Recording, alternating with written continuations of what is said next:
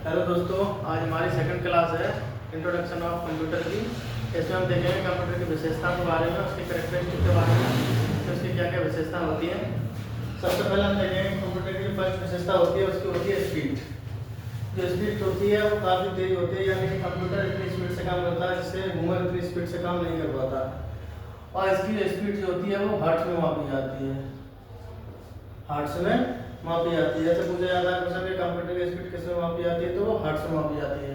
Second उसकी विशेषता होती है कि वो ऑटोमेशन होता है, यानी कि कंप्यूटर को अगर आप कोई भी काम दे देते हैं तो वो अपने आप करता रहेगा, फिर आपको उसमें बीच में हस्तक्षेप करने की कोई ज़रूरत नहीं है। जब तक वो प्रोसेस कंप्लीट नहीं कर देगा तब तक वो कंटिन्यू उस काम को करता रहेगा, वो उसकी ऑटोमेशन होती है।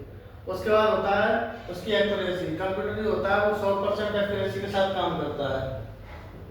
अगर आप उसको सही इनपुट दोगे तो वो आपको सही आउटपुट देगा, और आप उसको गलत इनपुट दोगे तो वो आपको गलत आउटपुट देगा।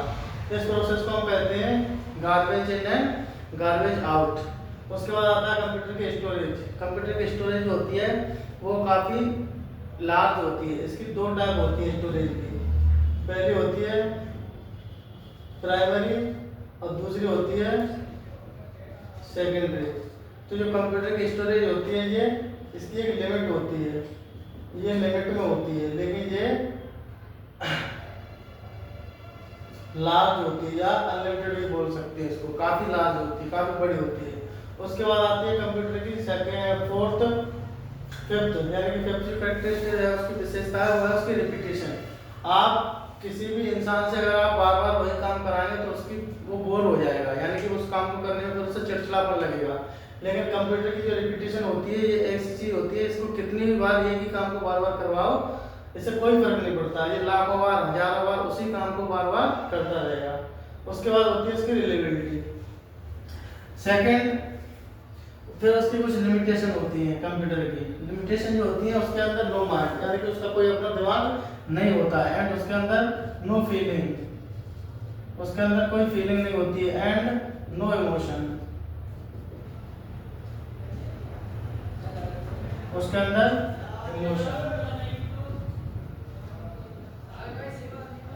उसके अंदर कोई भी इमोशंस नहीं होते हैं। उसके पास कंप्यूटर की जो लिमिटेशन होती है वो होती है एक्सपेंसिव। कंप्यूटर के जो हार्डवेयर एंड सॉफ्टवेयर आते हैं वो काफ़ी एक्सपेंसिव होते हैं। हार्डवेयर एंड सॉफ्टवेयर ये आते हैं वो काफ़ी एक्सपेंसिव होते हैं, काफ़ी एक्सपेंसिव यानी कि खर्चीले होते हैं। उसके बाद आती है डिपेंड ऑन इलेक्ट्रिसिटी। कंप्यूटर जो होता है वो किस पर डिपेंड होता है? इलेक्ट्रिसिटी पर डिपेंड होता है। अब उसका एक डायग्राम होता है कंप्यूटर का बेसिक कार्य करने का डायग्राम। कंप्यूटर का जो बेसिक कार्य करने का डायग्राम आपको देखने के लिए यहाँ मिलेगा वो होता है, ये आपका कंप्यूटर प्रोसेस होता है, इसको हम कंप्यूटर मान सकते हैं, जिसको हम सीपीयू कह सकते हैं। यानी कि कंप्यूटर के अंदर सीपीयू होता है, उस सीपीयू के तीन पार्ट्स होते हैं। Computer CPU of computer, CPU of computer, उसके तीन पार्ट्स होते हैं। एक होता है एएलयू, एक होता है एमयू और एक होता है सीयू। यूजर क्या करता है? यूजर के द्वारा इनपुट दिया जाता है और वो कंप्यूटर में इनपुट जाता है। उसके बाद डिपेंड करता है वो कैलकुलेशन कैसी है। यहाँ अर्थमेटिक काम होते हैं, यहाँ से कंट्रोल होता है, यहाँ पर मेमोरी मैनेजमेंट का काम होता है। तो ये काम होता है प्रोसेसर का। यहाँ पर प्रोसेसर क्या करेगा? डाटा के अकॉर्डिंग काम करेगा। उसके बाद जब डाटा कंप्लीट हो जाएगा उसके बाद वो आपको आउटपुट डिवाइस के माध्यम से आउटपुट दे देगा। ये काम होता है कंप्यूटर का। कंप्यूटर के कुछ स्टेप्स होते हैं, जैसे फर्स्ट स्टेप होता है कि उसमें डाटा दिया जाता है, उसके बाद डाटा को प्रोसेस किया जाता है, उसके बाद डाटा स्टोर होता है और उसके बाद आउटपुट आता है। ये इसकी कुछ विशेषता होती है और ये उसकी कुछ लिमिटेशंस होती हैं। तो कंप्यूटर इस तरीके से काम करता है। अब इसमें देखोगे आप एएलयू,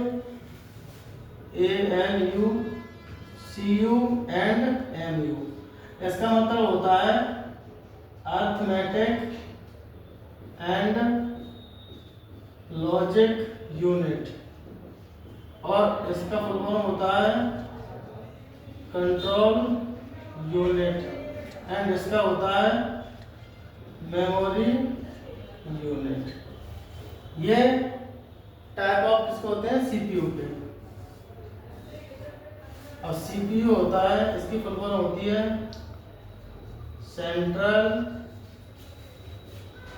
प्रोसेसिंग यूनिट। ये कंप्यूटर का बेसिक आर्किटेक्चर होता है।